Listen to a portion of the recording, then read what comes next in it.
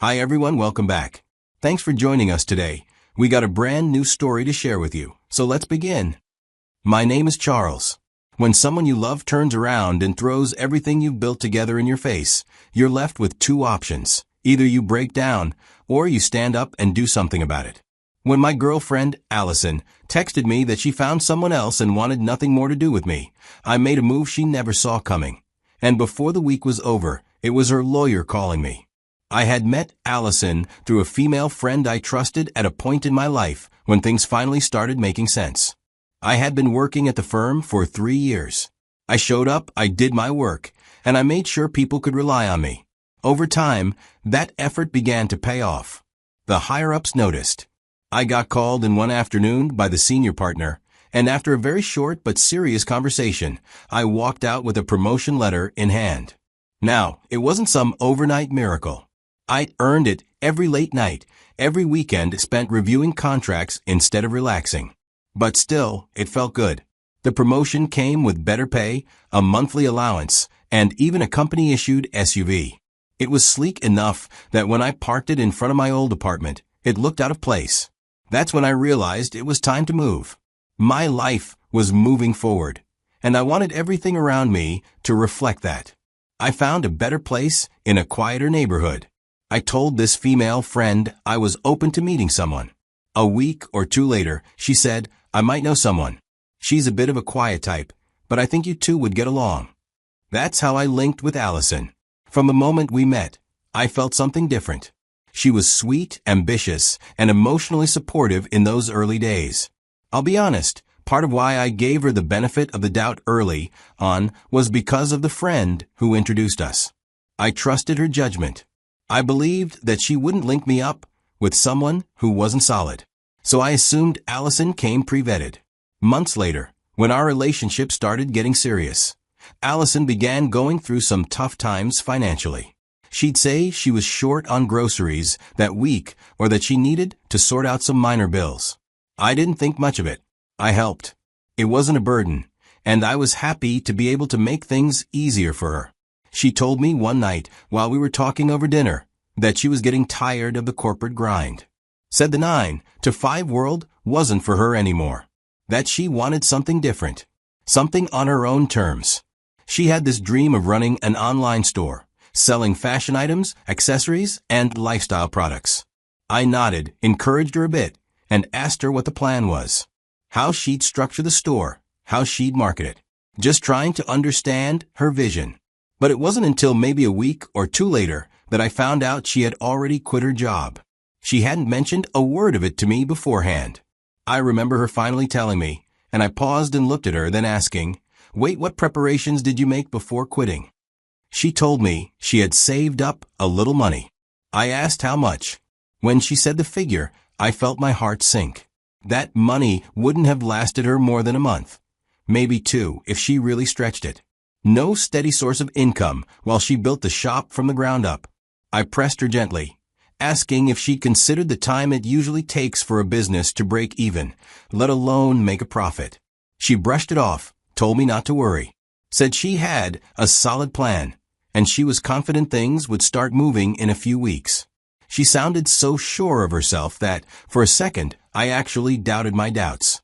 But deep down, I had reservations.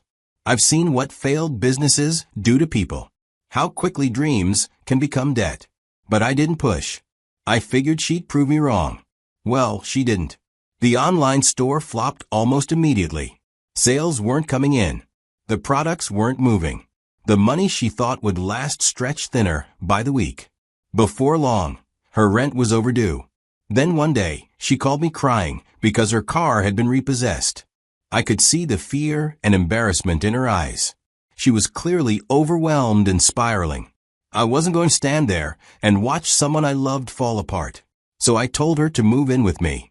I had space, and I was already paying for everything myself, so it just made sense.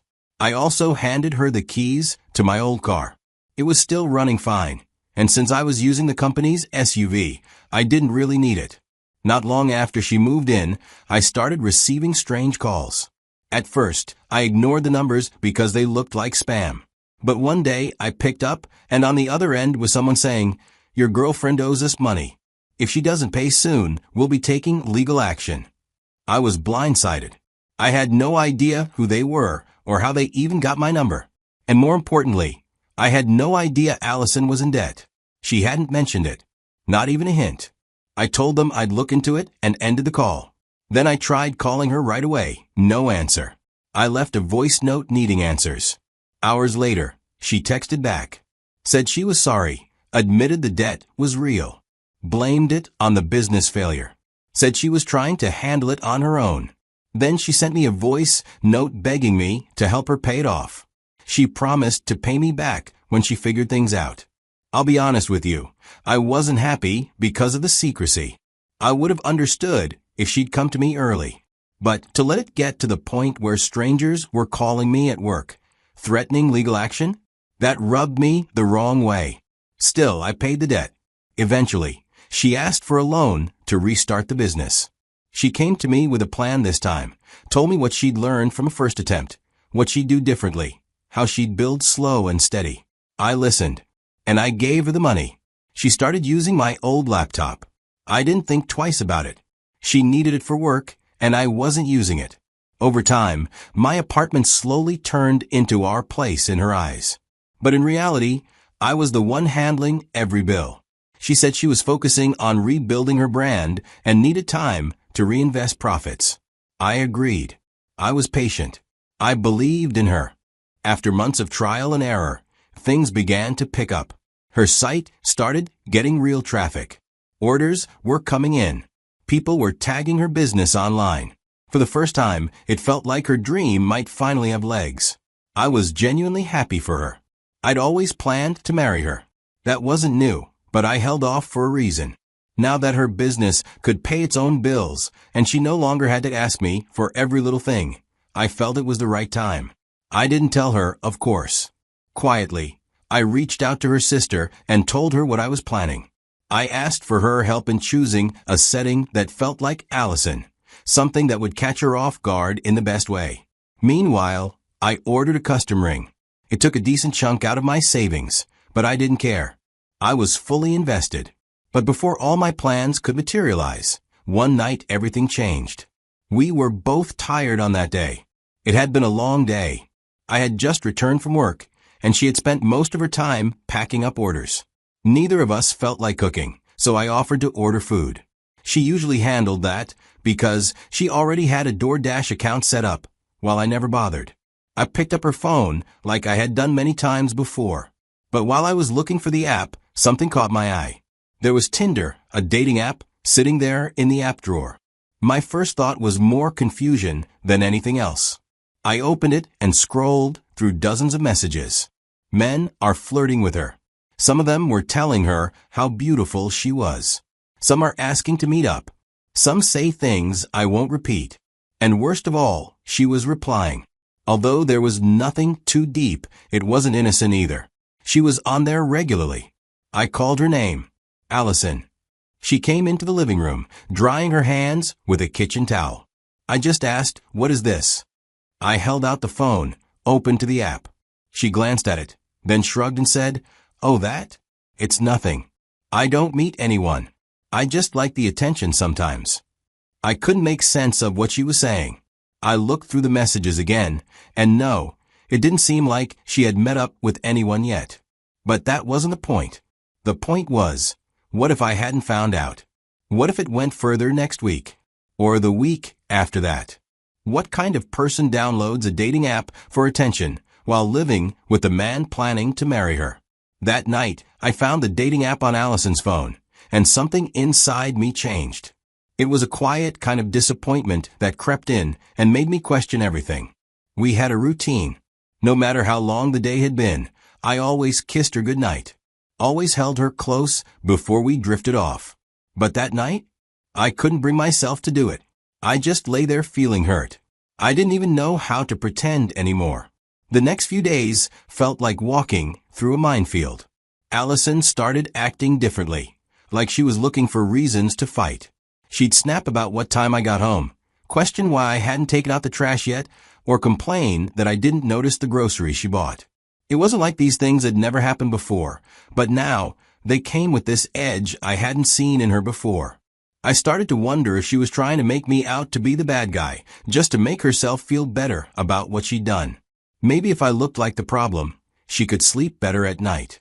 When I tried to talk to her, I told her that saying the app is just for harmless attention doesn't mean it's not a betrayal, because I couldn't wrap my head around that excuse. I told her that if she needed validation from strangers, we had a bigger issue. That's when the tables turned. She called me controlling, said I was too rigid and insecure. She flipped it all on me, like I was the one who'd crossed the line. One evening, we had a big fight.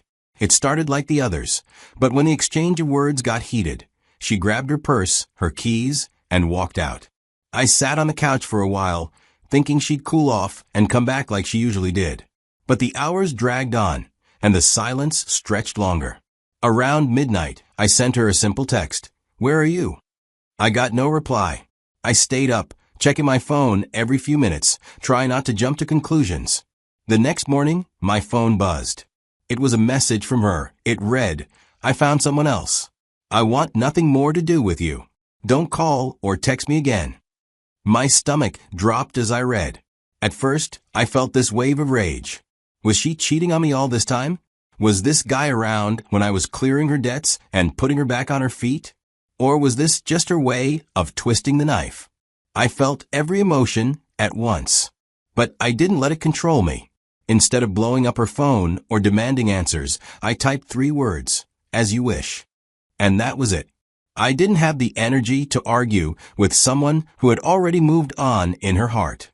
I came home from work later that day and stepped into an apartment. It was obvious she had entered the house while I was at the office and packed everything she owned and some of my things too. She left with the car I lent her. The laptop she was using? Taken. Even some minor electronics and household items I had bought myself had vanished. That's when it really hit me. Her message wasn't a bluff. This wasn't temporary. She meant it. And in that moment, it was clear that I was done being the nice guy. I picked up my phone and texted my lawyer. I told him, "We need to talk. First thing tomorrow."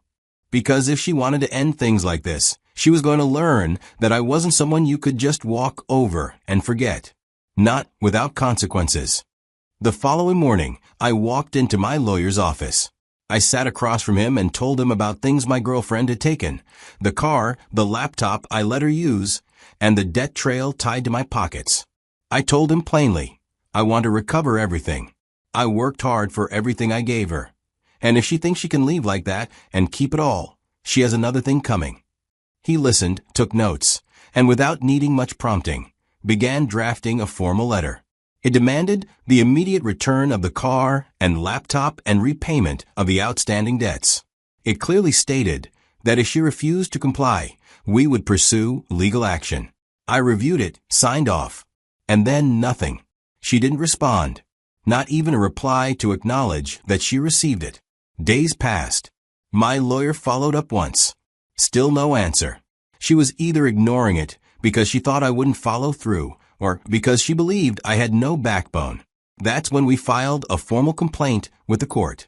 The court issued a summons, and it wasn't long before I got a call from an unfamiliar number. I picked up, thinking maybe it was a work call or someone from a firm. The voice on the other end introduced himself. He was her lawyer, and already trying to get ahead of the situation. His exact words were, "We need to discuss the situation. You can't just take everything." I took a breath and replied, "Actually, I can. And I will. In fact, I intend to take everything that's legally mine, and, if possible, more. Now, if you want to talk further, speak to my lawyer." Then I ended the call. From that moment on, everything went through legal channels. The court dates were set, documents submitted, and to her surprise, I had all the receipts, literally. Proof of ownership for the car. Purchase receipts for the laptop. Text messages where she acknowledged her debts and promised repayment. Bank statements showing the transfers. My lawyer said, "You've got a solid case. Don't budge." That was when Allison tried to shift the tone. She reached out through her lawyer this time, asking if we could settle privately. Suddenly, the same person who walked out like I was disposable wanted to negotiate. I simply told her she could return everything and reimburse me for every dime I spent clearing her debts. And since she ignored the letter and made me take the legal route, she could also cover my legal fees, or we'd proceed with the case. Eventually, she returned the car and the laptop. But when it came to the money, she said her business wasn't doing well and asked for time. She even tried appealing to my emotions, telling me she just needed some breathing room. I didn't argue. I told my lawyer to continue with the court process. The judge eventually set up a structured payment plan that she would have to stick to. By the time the court finalized the payment plan, I wasn't even angry anymore. Allison made the first payment on time. I'll give her that. A small part of me wondered if she'd follow through with the whole arrangement. Either way, I kept my distance and let the legal process run its course. But then the second month rolled around. I was sitting at my desk at the office, just wrapping up some paperwork, when I saw her name pop up on my phone.